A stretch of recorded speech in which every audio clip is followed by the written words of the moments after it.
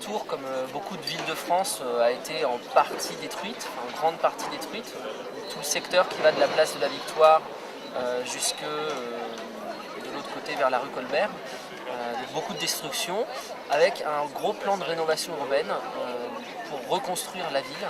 Et s'est posé la question à la fin des années 50, début des années 50, fin des années 50, de la reconstruction du secteur Plumereau, où nous nous trouvons ici, qui était un secteur particulièrement dégradé. C'était un des pires quartiers de Tours. Le maire de Tours le qualifiait de taudis.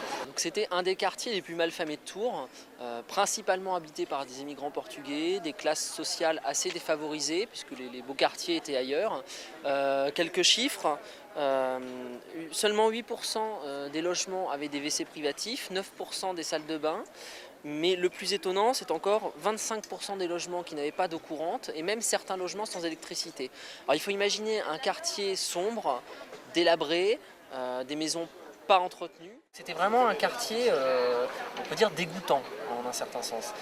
Donc avant toute la rénovation qu'on connaît aujourd'hui, enfin la restauration qu'on connaît aujourd'hui, Plumereau ici n'était pas un quartier avec des terrasses de café. C'était un quartier, une place avec des voitures, essentiellement parking. Il y a eu ce qu'on appelle du curtage, c'est-à-dire le curtage d'îlots. Je disais tout à l'heure qu'il y avait 83% de la surface au sol qui était bâtie.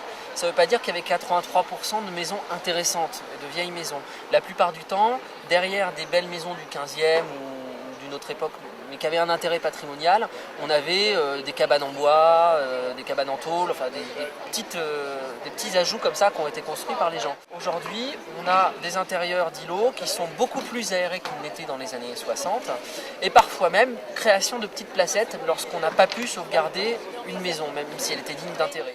L'exemple le plus frappant, c'est la place de la Lamproie, derrière la place Plumereau.